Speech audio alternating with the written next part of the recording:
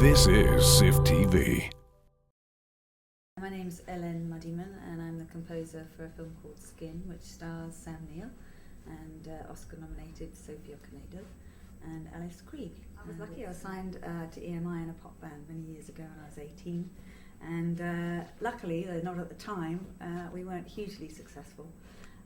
So after I crawled out from under the mixing desk in a depression, I realised that actually it was quite a good thing, and that what I really wanted to do was write various styles of music, and film music is a wonderful way to write orchestral music one minute and hip hop, jazz, whatever the next minute. So the palette is really vast, and I just decided that's what I wanted to do one day, and said to my mum, I want to be in the music business, but sort of not in the music record side of it, and that film was what I wanted to do. So that's where I sort of phoned up people who were doing what I wanted to do, and asked their advice, and was helped along the way by Harry Gregson Williams and John Powell and people who have been friends of mine ever since.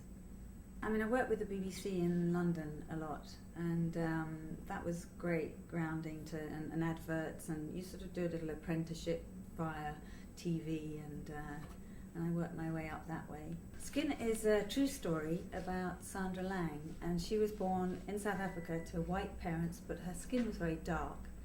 She had very black features generally, and she was not accepted by the white community.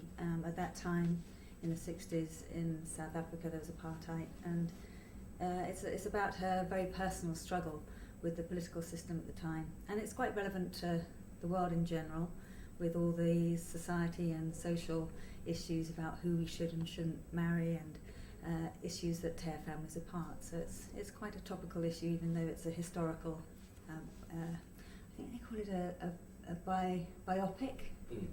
So it's not a documentary, it's a dramatic feature. I did the sounds throughout the score, and we used people from around the world actually. I wanted to use a black string section, and I found one called Buscade, and they're based in South Africa.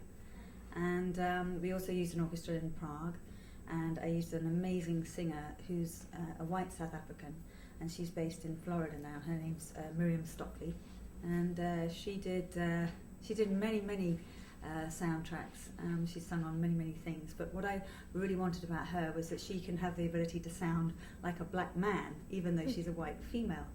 And this was something that was very central to the theme of the film, basically not using the assumption of race or gender in order to categorize people. It was a combination of orchestra, a lot of African instruments. I was very lucky. The director, Anthony Fabian, is a fantastic director who loves to use music in films, and to use films in a very artistic way and give room for many things, including, I mean, if you see the film, it's very beautifully shot. The pictures of the landscape, you really get a sense of South Africa and what it was like. And the music is, he does like to use music to enhance the film, and he's not sort of shy of it being a sort of character in the movie. We did a pilot, and the way I scored the pilot was very different from how we scored the film in the end, because the difference in the way that it's shot and the acting, is such an important part of how you then score it. So I basically did it very differently for the film, because I mean the actors were just extraordinary. They were so good that the music didn't need to work so hard. The music didn't need to do as much in telling the story. It just needed to enhance it in a much more subtle way. From this particular film, I was lucky in that originally we were thinking of using South African instruments mainly, and then we realised that the film was very much more intensely about the emotion of this family and the problems they encountered, and we felt that we would have to use strings and instruments that were much more emotional. So I was lucky to have a palette that was really very vast that I could draw from. Anthony Fabian and I have worked together on many of his films, so we've been together a long time, and when he first came to me 7 years ago, he'd heard this amazing story on the radio. He was sitting in his kitchen having a cup of tea, and on the radio came this interview with Sandra Lang, who the film's about, and he was moved to tears. He just couldn't believe what an extraordinary life she'd had and how awful it had been for her, as a black woman in South Africa at that time.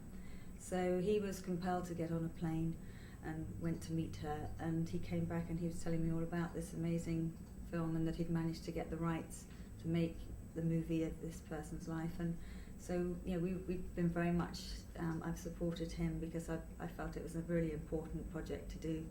And he paid me back by allowing me to do the score on this film, when, you know, ultimately it was a very high profile project which a lot of composers were very keen to score.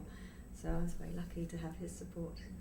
She was interviewed by one of Oprah Winfrey's writers for the O magazine. She was commissioned to write the book, and it's called When She Was White, and Miramax published this book. So a lot of the interviews that were done with Sandra Lang were used to help the script writers write the script for the film.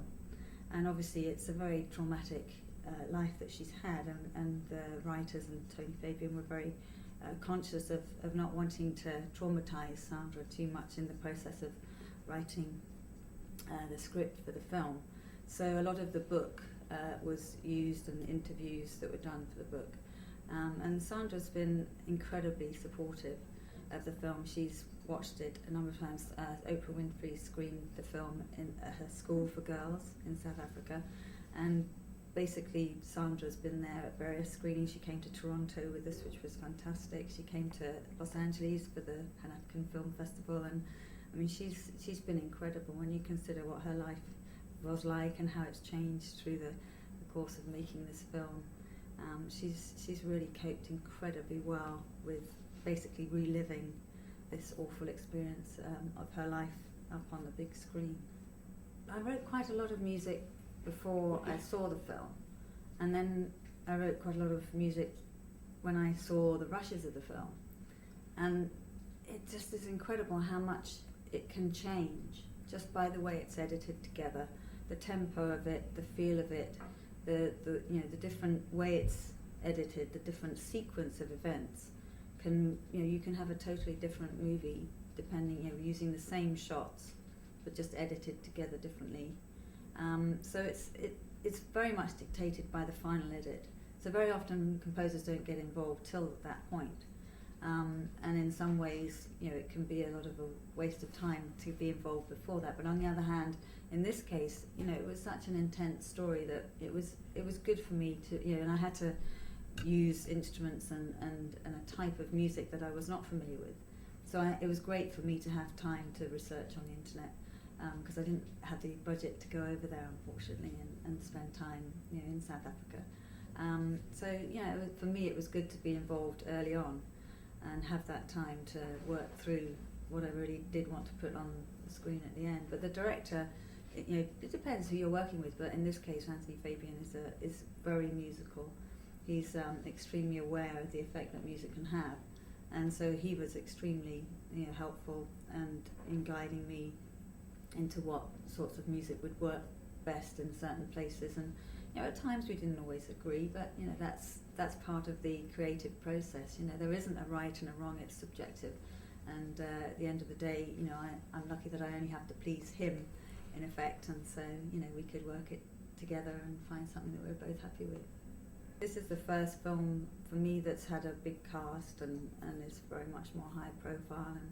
And I must admit, it was when I first saw the rushes for the film, I was a bit of a bunny in the headlights, because I could see how fantastic it was and what a responsibility it was to have to tell this story through the music as well.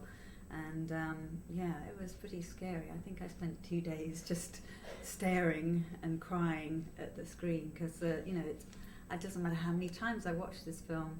Just the other night at one of the screenings for the Seattle Film Festival, I was with a friend of mine, and we were just in bits crying away. That must be the, I think, 1000th time I've actually seen these various scenes, but for some reason I can never get over it. It's such an incredible story, and it's such a lesson to us all, and one knows that the same thing is happening throughout the world as we speak, and it's very sad.